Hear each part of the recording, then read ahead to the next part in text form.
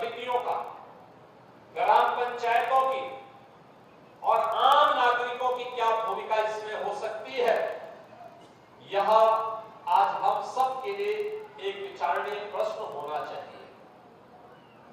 जब यहां पे 940 करोड़ रुपए की परियोजनाओं के लिए हम लोग आज यहां पर आए हैं, तो यहां पे स्टेडियम, मल्टीपर्पज हॉल, इसमें एक football ground, kabaddi court, pavilion, cricket pitch, practice pitch, CC road, pathway, parking, के सभी की व्यवस्था तो है ही, साथ साथ यहां पर अन्य तमाम कार्यक्रम चल रहे हैं।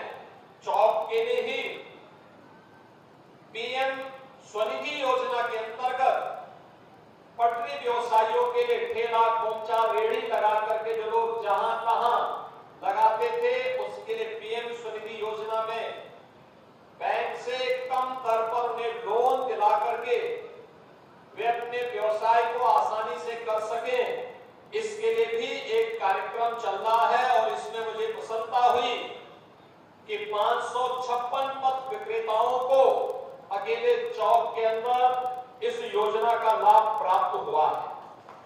आप सोचिए, 2020 में 20 दिसंबर 2020 में आपका चौक नगर पंचायत बना और मात्र 4 साल में 3704 लोगों को एक एक आवास इस नगर पंचायत में प्राप्त हो गया।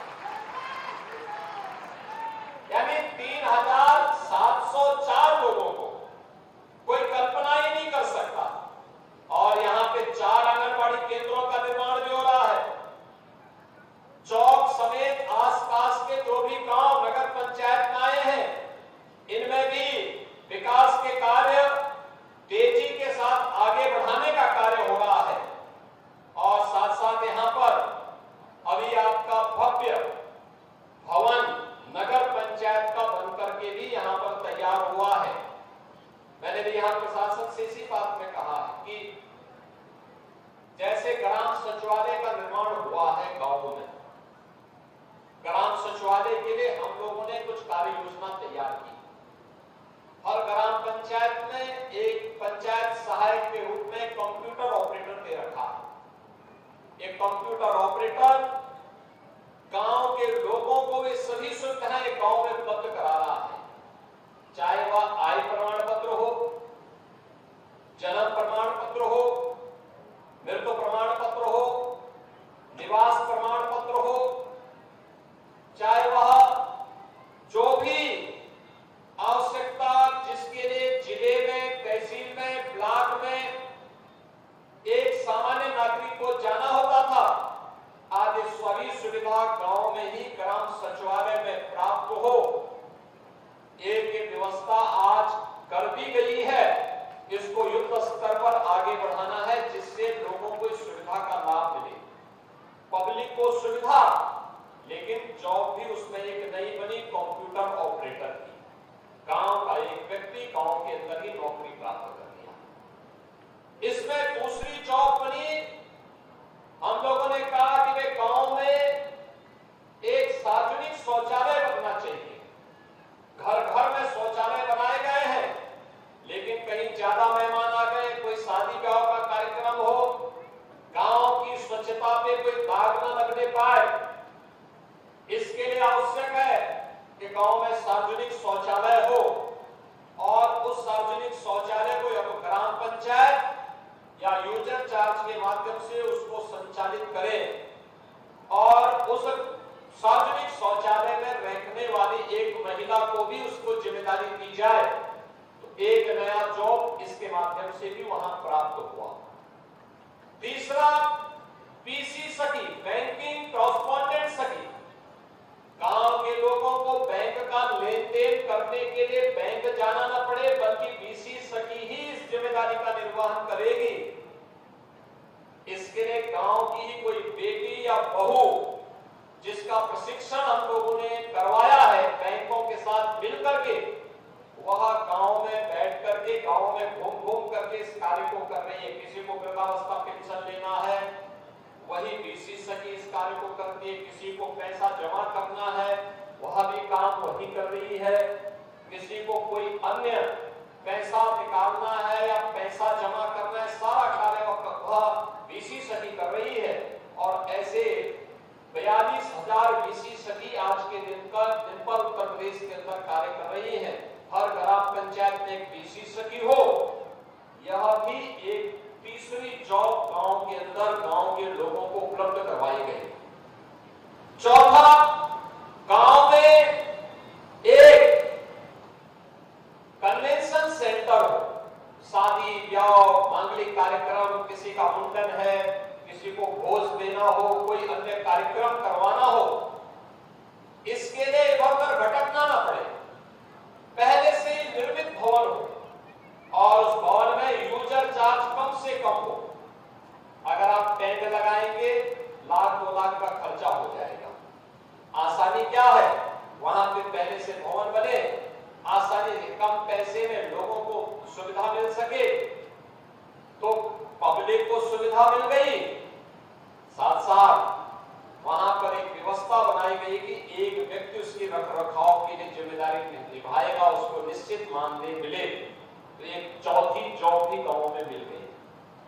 पांचवा कार्य उस गांव के लिए किया गया है कि जो फेयर प्राइस शॉप है, कोटे की दुकान है, पहले कोटे की दुकान में केवल सरकारी राशन ही बेच सकते थे, अब हमने सुविधा दी है कोटे की दुकान में सरकारी राशन के साथ साथ अन्य सामान भी जो सामान्य उपभोक्ता के लिए उपयोगी हो सकता है, तेल है, साबुन है, दातुन है और भी कॉपी किताब है, ये सब आप हम बेचने के लिए रख सकते हैं। गोदाम उसके पीछे एक बनाने की व्यवस्था बनाएगी सरकार और एक व्यक्ति जो फेयर प्राइस शॉप का संचालन करता है वो इसको देखेगा, निश्चित किराया ग्राम पंचायत में जमा करेगा। एक 5वीं जॉब वहां पर होगा, यानी एक ग्राम पंचायत में 5 जॉब क्रिएट किए गए हैं। ऐसे ही नगर पंचायतों में भी हमें करने की तैयारी करनी चाहिए। हमारा ग्राम पंचायत या हमारी नगर पंचायत सरकार के लिए बोझा न बने, बल्कि सरकार की योजनाओं को जमीनी धरातल पर पहुंचाने के वाहन तो बने ही, साथ साथ मोदी जी के आत्मनिर्भर भारत और विकसित भारत की परिकल्पना को साकार करने के जीवंत इकाई बने।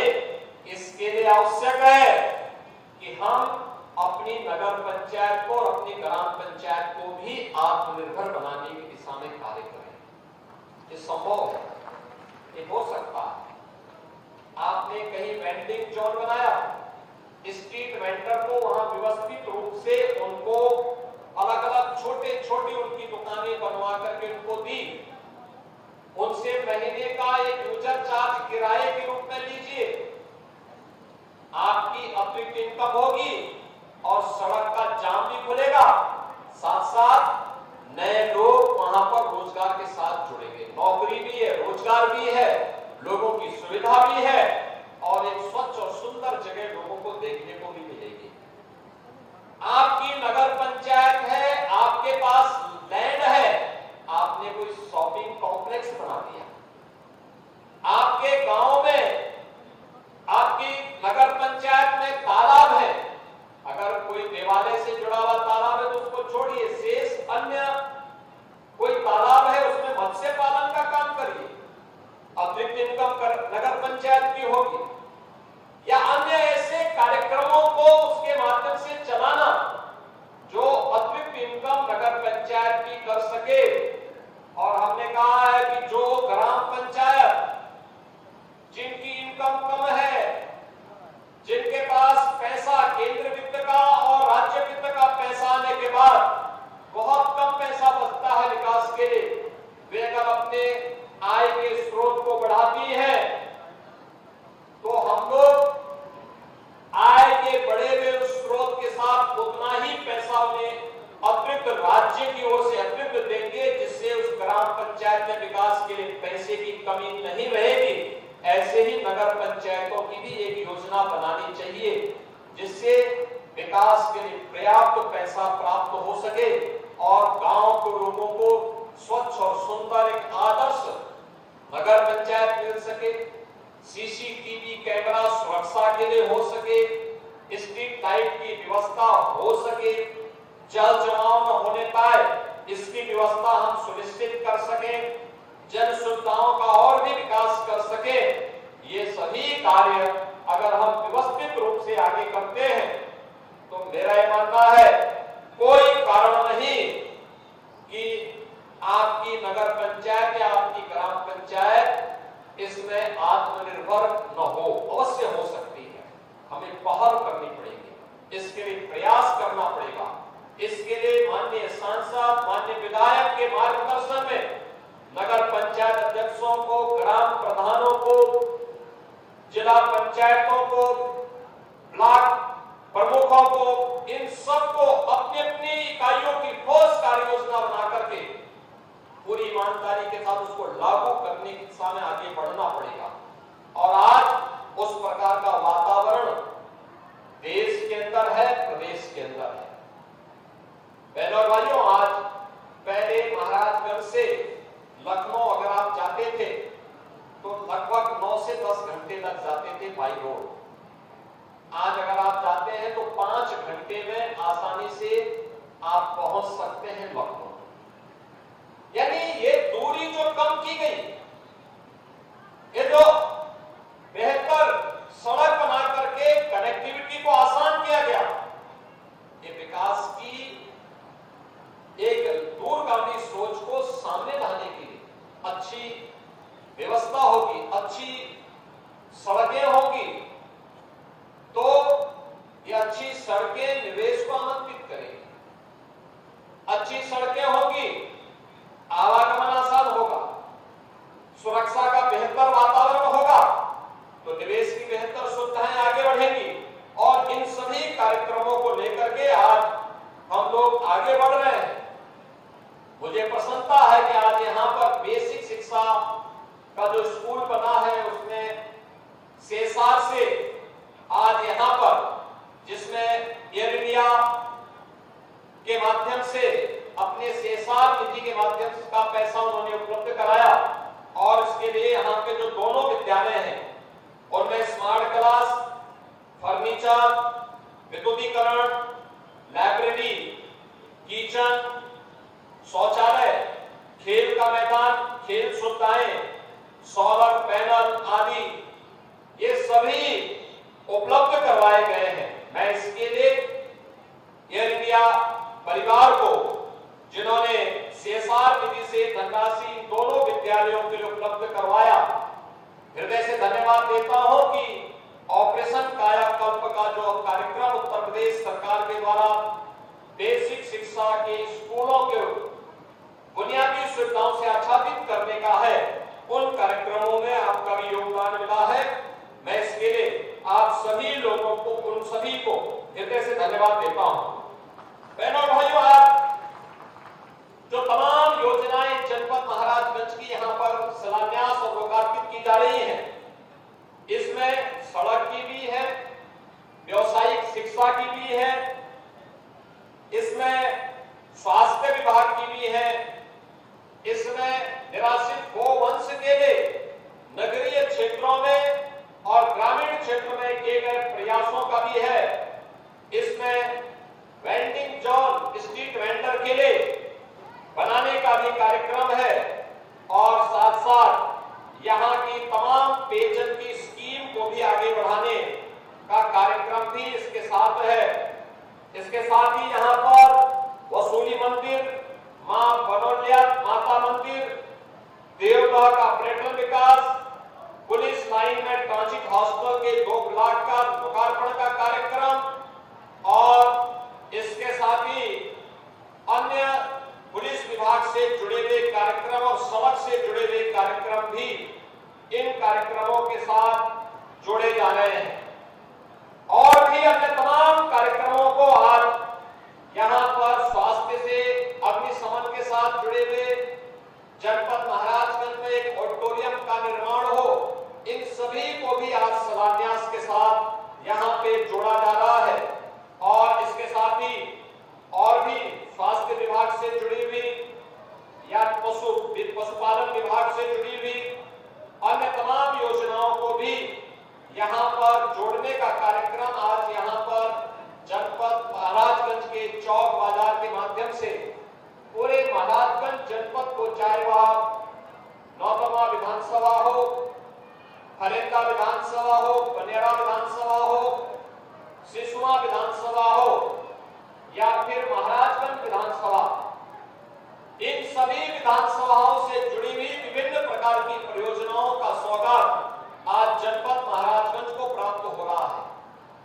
दीपावली के पहले विकास की योजनाओं का उपहार ये धनतेरस और दीपावली की खुशी को कई गुना बढ़ाएगा, क्योंकि यही तो पर्व और त्योहार के पीछे का उद्देश्य होता है। सुरक्षा का अच्छा वातावरण मिले,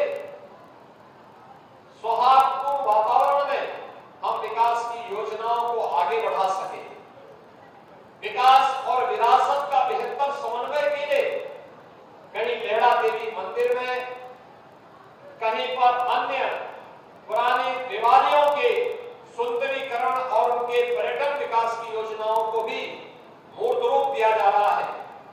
तो हमारे विकास की जो सबसे आधारभूत इकाई है ग्राम पंचायत के लिए या फिर नगर पंचायत के विकास के लिए उनका अपना स्वयं का भवन बने, वहां पर सॉलिड और लिक्विड वेस्ट के लिए बेहतरीन प्रबंधन हो, ये सभी कार्य एक साथ करने के कार्य किए जा रहे हैं। आज मैंने प्रशासन से इसी बारे में कहा है कि जैसे ग्राम सचिवालय काम कर रहा है, ऐसे ही नगर पंचायतों का सचिवालय नगर पंचायत भवन के माध्यम से होते हुए दिखना चाहिए, जिससे चौक के लोगों को अपना सर्टिफिकेट बनाने के लिए महाराजगंज न जाना पड़े, बल्कि चौक के लोगों को चौक में, पनियारा के लोगों को पनियारा में, सिसवा के लोगों को सिसवा में, नौतनवा के लोगों को नौतनवा में, फरिंदा के लोगों को फरिंदा में इस सुविधा का लाभ आय प्रमाण पत्र, जाति प्रमाण पत्र, निवास प्रमाण पत्र या खतौनी की नकल या जमीन से संबंधित रिकॉर्ड की नकल, ये सभी सुविधाएं वहां उपलब्ध हो सके। हमें इस दिशा में नए प्रयास को आगे बढ़ाने की आवश्यकता है। आज के इस अवसर पर मैं एक बार फिर से आप सभी को, महाराजगंज वासियों को, चौक वासियों को इतनी बेहतरीन सुविधा के, पहले ग्राम पंचायत था, मुझे याद है महाराजगंज से चौक आने के लिए इस सड़क की स्थिति कितनी खराब थी और मुझे कई बार लिखना पड़ता था, बोलना पड़ता था। हम लोगों को उस समय प्रशासन से भी, शासन से भी गुहार करनी पड़ती थी। और आज कितनी अच्छी सड़क चौक के अंदर, चौक तो ऐसे लगता है जैसे लखनऊ का हजरतगंज बन गया है। और यानी विकास, लेकिन इस विकास को बनाए रखना, एक स्वस्थ प्रतिस्पर्धा होनी चाहिए कि नगर पंचायत बन गई, विकास भी हो रहा है, इस विकास को सुरक्षित रखना, इसको आगे बढ़ाना। हम अपने नगर पंचायत को आदर्श बनाएंगे, स्वस्थ प्रतिस्पर्धा जनपद के अंदर भी हो, ग्राम पंचायतों में स्वच्छता के लिए, विकास की योजनाओं के संरक्षण के लिए, इनकम को बढ़ाने को लेकर के। और अगर स्मार्ट सिटी बन सकती है तो स्मार्ट नगर पंचायत क्यों नहीं बन सकती? सेफ सिटी बन सकती है तो सेफ नगर पंचायत क्यों नहीं बन सकती? और जब आप अपने जनपद का स्थापना दिवस या महोत्सव मनाते हैं, उस महोत्सव में वहां के चेयरमैन और वहां के पार्षदों का सम्मान किया जाना चाहिए और उस ग्राम पंचायत का सम्मान किया जाना चाहिए जिन्होंने अपने स्तर पर पहल करके अपने गांव को आदर्श गांव बनाया है या आदर्श नगर पंचायत बनाया है, जिससे और भी लोग उससे प्रेरणा प्राप्त कर सके। आज के लिए मैं आप सबको एक बार फिर से इन योजनाओं की हृदय से बधाई देता हूं, अपनी शुभकामनाएं देता हूं और दीपावली की मंगलमय शुभकामनाएं भी आप सबके प्रति व्यक्त करते हुए अपनी वाणी को विराम देता हूं। धन्यवाद। जय हिंद। बहुत बहुत धन्यवाद, आभार माननीय मुख्यमंत्री जी आपके प्रेरणादायी उद्बोधन के लिए। मैं अनुरोध करूंगी जिलाधिकारी महोदय श्री अनय झा जी से कि जिला प्रशासन की ओर से स्मृति चिन्ह माननीय मुख्यमंत्री जी को भेंट करें। और माननीय सदर विधायक जी श्री जयमंगल जी से अनुरोध करूंगी कृपया पधारें और धन्यवाद ज्ञापित